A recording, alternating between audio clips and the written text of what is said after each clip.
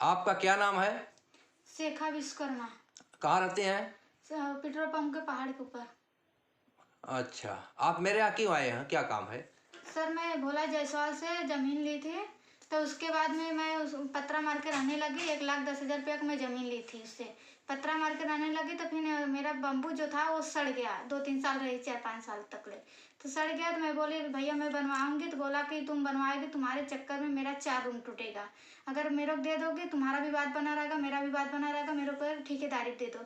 मैं बोली कितने पे लोगे भैया? तो 1.5 लाख को बोला। तो मैं बोली नहीं भैया इतना नहीं। तो 1,30,000 पर हमारा उनका नक्की हुआ। हमारा उनका नक्की हुआ तो 1 लाख रुपया मैं उनको दे दिया बनाने के लिए। फिर इसके बाद में थोड़ा से दीवार बनाए, फिर इसके बाद तोड़ दिए।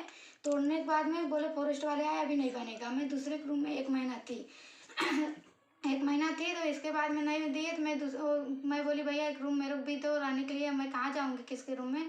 तो मेरे को एक रूम दे। बोले इसका 1 लाख रुपया मेरे को चाहिए। मैं बोली भैया मेरा रूम दो, अपना रूम ले लो, मेरे को क्यों 1 लाख रुपया मैं दूँ? मैं आपको बनाने के लिए दी कि मैं रूम खरीदने के लिए ली थी? तब बोले कि नहीं। तो फिर इसके बाद में नहीं कुछ हुआ तो मैं विराटनगर सेवक के पास गई थी, तो उनसे सुलझौता हुआ तो 1,30 पर मतलब नक्की हुआ। फिर बाद में झगड़ा मार होते होते कहें कि जो 30,000 बाकी है वही मेरा दे दो।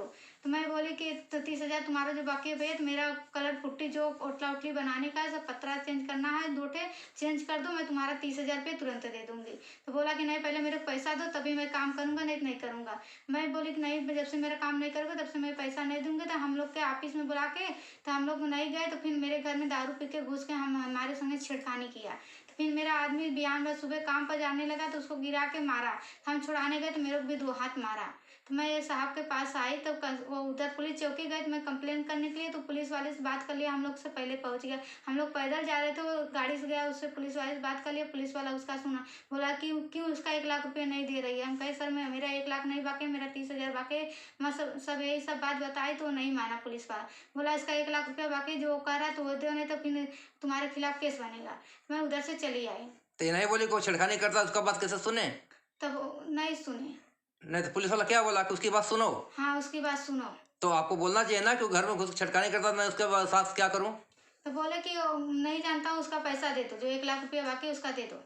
और नहीं तो उसकी बात सुनो। हाँ नहीं तो उसका बात सुनो। अच्छा, फिर क्या हुआ?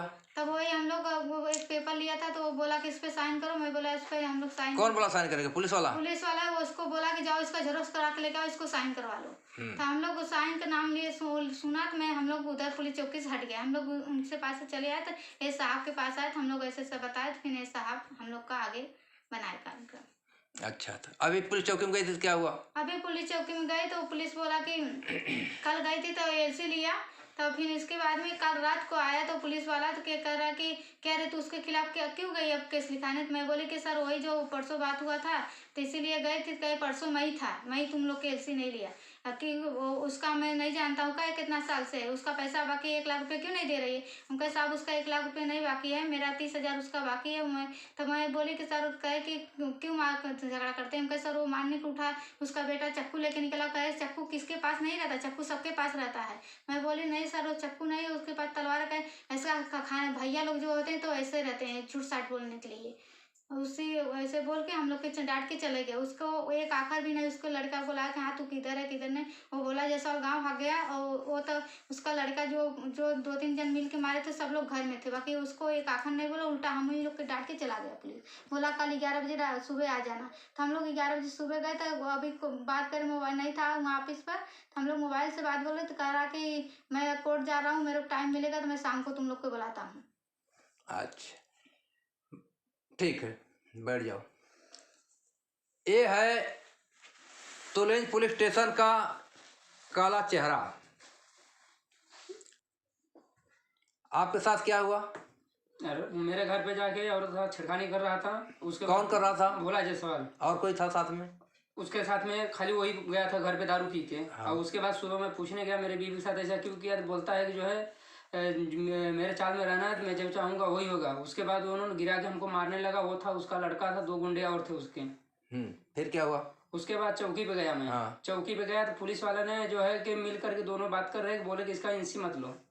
एनसी नहीं लिया। उसके बाद पेपर जो मेरा था वो जो है देखने के बाद पेपर रिटर्न दिया। बोलता है कि भोला एक काम करो, तुम्हारे पास जो पेपर है जाओ जेरोक्स करा के लाओ, साइन करवा देता हूँ, तुम्हारा खेल खत्म हो जाएगा, टेंशन नहीं रहेगा।